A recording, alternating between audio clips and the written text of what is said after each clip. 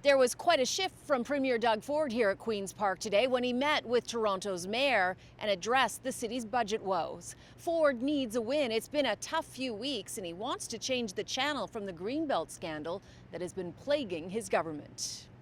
I'm thrilled to be standing here with my friend, Mayor Olivia Chow. The Premier reminisced about how Olivia Chow's late husband, Jack Layton, and his late brother, Rob Ford, were once seatmates when they were councillors at Toronto City Hall, and gave Chow an old photo that had them in it.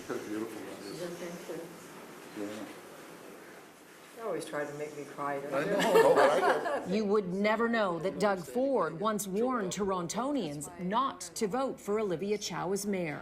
If Olivia Chow gets in, it'll be unmitigated disaster. But times have clearly changed. Ford has been struggling to deal with the Greenbelt scandal and is now facing his lowest polling since taking office more than 5 years ago, amidst two highly critical reports that found wealthy developers were given an unfair advantage when the protected land was carved up. He was decidedly playing nice today. No tough talk of Toronto needing to find efficiencies or tighten its belt. Our families have a history. I want to work with the mayor. John Tory was also an old personal friend. Why are you suddenly shifting and agreeing to this working group and acknowledging that Toronto's finances are not sustainable? What's the shift? It's not easy being mayor. It's just not a walk in the park.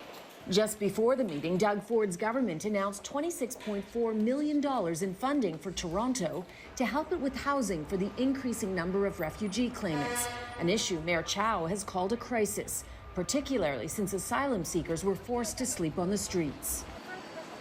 This meeting is a long time coming. Chow was elected in late June. The two politicians were supposed to meet prior to this. However, Ford's office canceled in the midst of the Greenbelt scandal. I'm going to use every tool at our disposal as the official opposition to fight this corrupt Greenbelt grab. NDP leader Merritt Stiles today pledging to bring legislation forward next week that would reverse the move to take the formerly protected land out of the Greenbelt. It all must be weighing on the Premier. One thing we do know about you is you don't like it when people don't like you. So, you know, like, how you doing through all of this? Yeah, well, I guess I can be for any elected official. The only poll that counts is on election day. Polls are for dogs. But if you go out there, and the reason we're at that percent, ask the people, who do you trust with your wallet? The legislature resumes next week. It promises to be an explosive session as the opposition tries to score more points with the Greenbelt scandal.